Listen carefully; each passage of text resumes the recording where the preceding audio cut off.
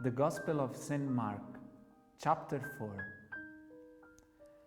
On another occasion, he began to teach by the sea. A very large crowd gathered around him, so that he got into a boat on the sea and sat down. And the whole crowd was beside the sea on land. And he taught them at length in parables, and in the course of his instruction he said to them, "Hear this. A sower went out to sow, and as he sowed, some seed fell on the path, and the birds came and ate it up. Other seed fell on rocky ground, where it had little soil. It sprang up at once, because the soil was not deep, and when the sun rose, it was scorched and withered for lack of roots. Some seed fell among thorns, and the thorns grew up and choked, and it produced no grain. And some seed fell on rich soil and produced fruit. It came up and grew, and yielded 30, 60, 100-fold." He added, "Whoever has ears to hear, ought to hear." And when he was alone, those present, along with the 12, questioned him about the parables. He answered them, "The mystery of the kingdom of God has been granted to you, but to those outside everything comes in parables, so that they may look and see but not perceive, and hear and listen but not understand, in order that they may not be converted and be forgiven." Jesus said to them, "Do you not understand this parable? Then how will you understand any of the parables? The sower sows the word. These are the ones on the path where the word is sown. As soon as they hear, Satan comes at once and takes away the word sown in them. And these are the ones sown on rocky ground, who when they hear the word, receive it at once with joy. But they have no root. They last only for a time. Then, when tribulation or persecution comes because of the word, they quickly fall away. Those sown among thorns are another sort. They are the people who hear the word, but worldly anxiety and lure of riches and the craving of other things intrude and choke the word, and it bears no fruit.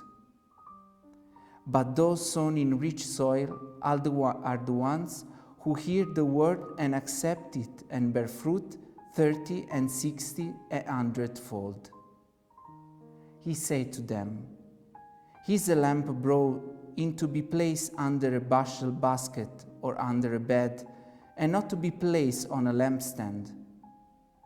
For there is nothing hidden except to be made visible. Nothing is secret except to come to light. Anyone who has ear to hear ought to hear." He also told them, "Take care what you hear.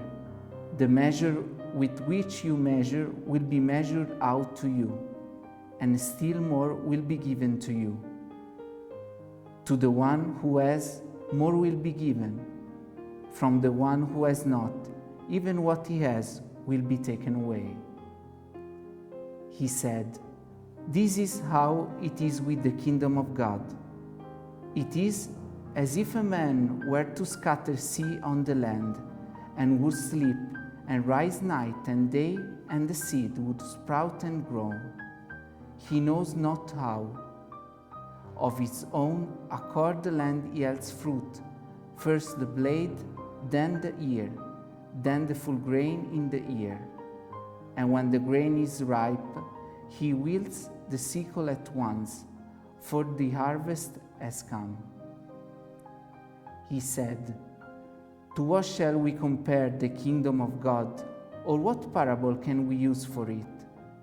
It is like a mustard seed that, when it is sown in the ground, is the smallest of all the seeds of the earth. but once it is sown, it springs up and becomes the largest of plants and puts forth large branches, so that the birds of the sky can dwell in its shade. With many such parables he spoke the word to them as they were able to understand it. Without parables he did not speak to them, but to his own disciples he explained everything in private. On that day, as evening drew on, he said to them, "Let us cross to the other side." Leaving the crowd, they took him with them in a boat, just as he was, and other boats were with him. A violent squall came up, and waves were breaking over the boat, so that it was already filling up. Jesus was in the stern, asleep on a cushion. They woke him and said to him, "Teacher, do you not care that we are perishing?" He woke up, rebuked the wind, and said to the sea, "Quiet, be still." The wind ceased, and there was great calm. Then he asked them, "Why are you terrified? Do you not yet have faith?" They were filled with great awe and said to one another, "Who then is this whom even the wind and sea obey?"